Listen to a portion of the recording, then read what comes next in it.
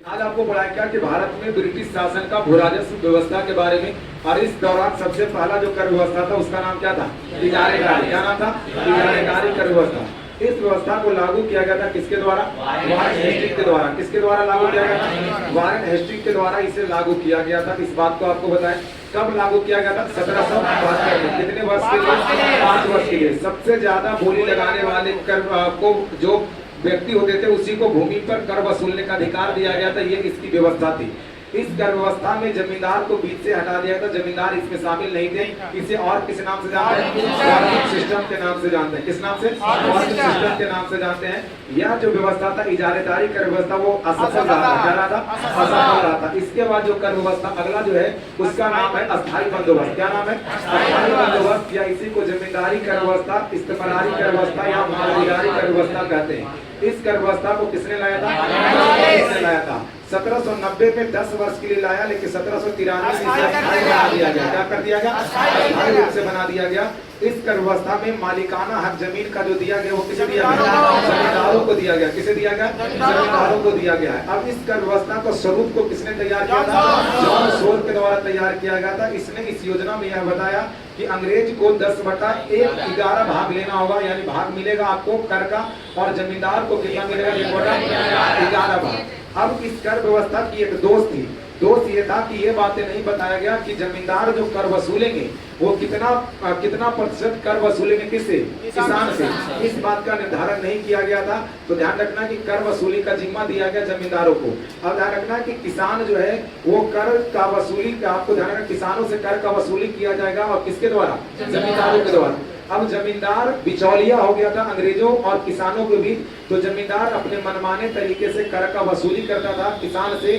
अब मनमाने तरीके से कर वसूली करने के कारण किसानों का होने लगा शोषण, और इस शोषण को रोकने के लिए तथा जमींदारों पर लगाम लगाने के लिए अंग्रेजों के द्वारा एक नियम लाया गया, और उस नियम को कहा गया सूर्यास्त का नियम। क्या बोला गया? सूर्यास्त का नियम। इस नियम को क्या बोला गया है?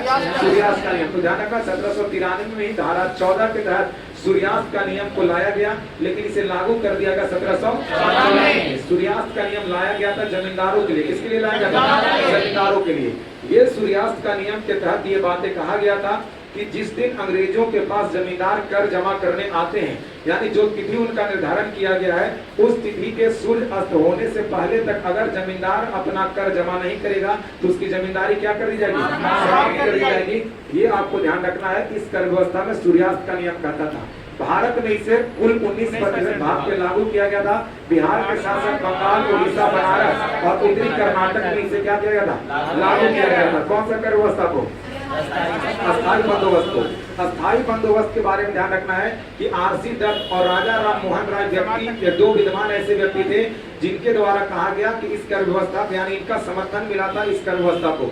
उसके बाद ध्यान रखना कि आरसी दत्ता के द्वारा एक सिफारिश किया गया था कि इसे पूरे भारत में क्या कर दिया जाए? लागू कर दिया जाए। तो ध्यान रखना है। उसके बाद जब आगे दौर बढ़ा, 1945 का दौर आया, तो जमींदारी का कर व्यवस्था को जांच करने के लिए बनाया गया फ्लॉड कमीशन। क्या बताया गया?